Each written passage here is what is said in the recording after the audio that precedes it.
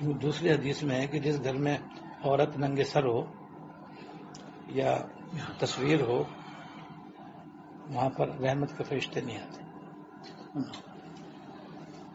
جبرائیل امین جو ہے اندر اس لیے نہیں آئے کہ آپ کے سر کا دوپٹہ آپ نے اتارا ہوا تھا.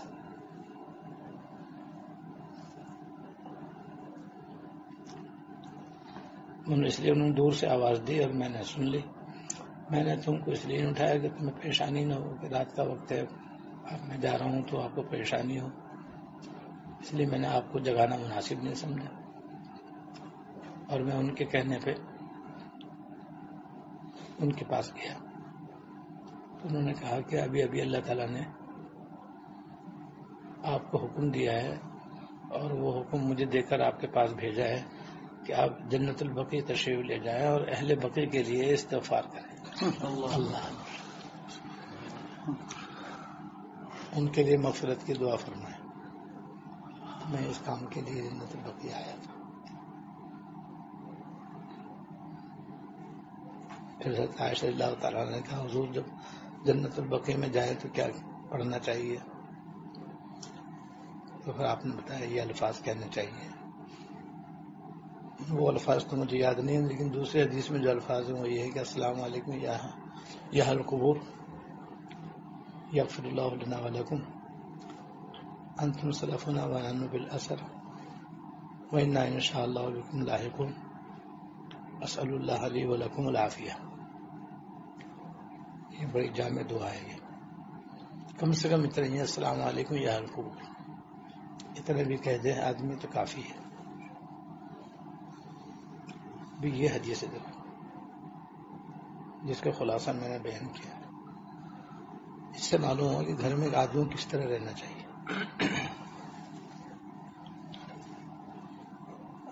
تمام ازواج مطہرات میں حضور کو سب سے زیادہ محبت ہے عائشہ رضی اللہ تعالیٰ عنہا سے تھی, اور ان کو بھی حضور سے بڑھ کر کسی سے محبت نہ تھی. یہ بھی آپ پر فدا و قربان تھی.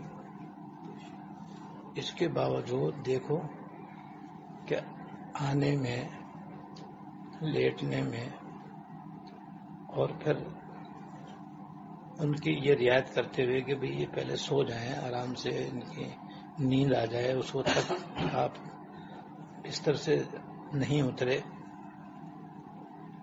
جب اطمینان ہو گیا کہ یہ سو گئی ہیں تو کتنی آہستگی سے چرپائے سے اترے, آہستگی سے آپ نے نالین پہنے, آہستگی سے آپ نے چادر اوڑھی جو اوپر کی ہوتی ہے, آہستگی سے باہر تشریف لے گا, آہستگی سے دروازہ بند تاکہ ان کی نیند میں خلل نہ آئے. جب جبرائیل امین نے آواز دی تب بھی ان کو جگانا مناسب نہیں سمجھا. اس طرح سے گھر میں رہنا چاہیے. یہ ہے معاشرت کی جڑ اور بنیاد, جس کو حضور نے دوسرے حدیث میں فرمایا کہ المسلم من سلم المسلمون من لسانہ و یدہ. کامل مسلمان وہ ہے جس کی زبان اور ہاتھ سے دوسرے مسلمان محفوظ رہیں. نہ اس کے ہاتھوں سے تکلیف پہنچے, نہ اس کی باتوں سے تکلیف پہنچے, نہ کسی اور انداز سے تکلیف پہنچے. یہاں دیکھو کتنے انداز تھے جس میں آپ نے آہستگی آہستگی آہستگی آہستگی کو اپنایا تاکہ ان کی نیند میں خلل نہ آئے. حضور کی یہ بھی سنت یاد کرنی چاہیے. یہ بھی تو سنت ہے حضور کی جو ہمیں عمل میں لانی چاہیے. تو کھانے پینے کی سنت ہے سب کو یاد ہے بھائی, یہ سنت بھی تو یاد رکھنے کی ہے, اس پہ بھی تو عمل کرنا چاہیے. کہ ہر آدمی بیوی کے ساتھ بھی ہوتا ہے, ماں باپ کے ساتھ بھی ہوتا ہے, اولاد کے ساتھ بھی ہوتا ہے, بہن بھائیوں کے ساتھ بھی ہوتا ہے. سب کا اکرام ہے, سب کا احترام ہے. اپنے کسی قول و فعل سے, اپنے کسی طرز عمل سے ان کو تکلیف نہ پہنچنے دینا, یہ قابل توجہ بات ہے جو حضور کے اس عمل سے ہمارے سامنے واضح اور بے غبار ہے. گھر میں رہتے ہیں تو بھائی کوئی سو رہا ہے, کوئی عبادت کر رہا ہے, کوئی دعا کر رہا ہے, کوئی کھا رہا ہے کوئی پی رہا ہے تو ہم ایسے رہیں کہ ہماری وجہ سے کسی کو ادنی تکلیف نہ پہنچے. یہ ہے حضور کی سنت. دیکھو یہ ہے معاشرت کی روح اور اس کی بنیاد. کہ معاشرت اس کا نام ہے کہ آدمی ایسے رہے کہ اس کی وجہ سے کسی کو تکلیف نہ ہو.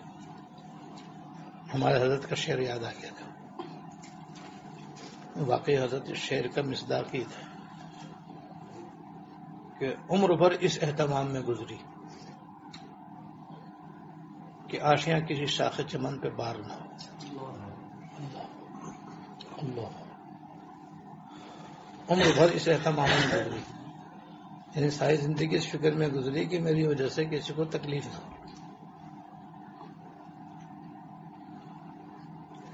میں خود حضرت سے سنا رمضان سے پہلے، فرمایا کہ لوگ تو تمنا کرتے ہیں کہ رمضان شریف میں انتقال ہو،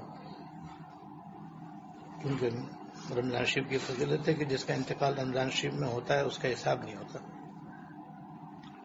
حساب کتاب نہیں ہوتا اس کا. لوگوں کی خواہش، میری خواہش یہ ہوتی ہے کہ رمضان میں انتقال نہ ہو. کیوں؟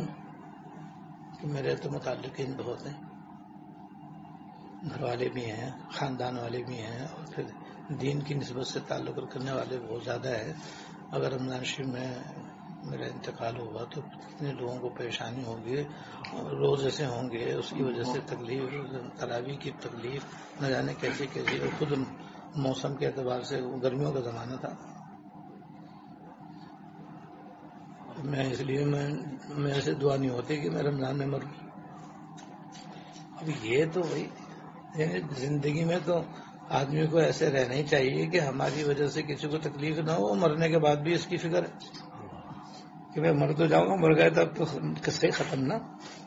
اور یہ فکر ہے کہ میرے بعد میرے متعلقین کو تکلیف نہ ہو، کہ میرے جنازے میں شریک ہونے کے لیے کہاں سے آئیں گے، کیسے کیسے آئیں گے، رمضان ہوگا تراویح کہاں پڑھیں گے، روزہ رکھیں گے نہیں رکھیں گے، تکلیف ہوگی. اللہ نے ان کی آرزو پوری فرمائی. رمضان بھی گزر گیا، عید بھی گزر گئی، اس کے بعد پھر جا کر کے شوال میں حضرت کا وصال ہوا. یہ سبق لینے کی چیز ہے. ہم کس بات کے مسلمان ہیں؟ ہم مسلمان تو بہت اونچی چیز ہوتی، ہمیں تو انسان کہنا بھی مشکل ہے. بس شکل تو انسانوں جیسی ہے، ورنہ اخلاق کے اعتبار سے بھیڑیے سے کم نہیں ہے. بھئی یہ بھیڑیا پن ختم کریں اپنا. یہ غصے بازی جو ہے یہ غلط بات ہے. یہ اسی سے ساری تکلیفیں کھڑی ہوتی ہیں. بات بات پہ غصہ، بات بات پہ غصہ، اور جناب دوسروں کی راحت کا کوئی خیال ہی نہیں ہے. اپنی راحت مقدم ہے، دوسرے کی چاہے کچھ بھی ہوتا رہے، چاہے اس کی نیند خراب ہو رہی ہو، چاہے اس کی عبادت میں خلل آ رہا ہو، میاں جی اپنا حکم چلا رہے. یہاں یہ حال ہے. بہرحال بھائی یہ واقعہ اسی لیے سنایا کہ اللہ تعالیٰ مجھے بھی اور آپ کو بھی حضور کی سنت کو زندہ کرنے کی توفیق دے، اس پر عمل کرنے کی توفیق دے.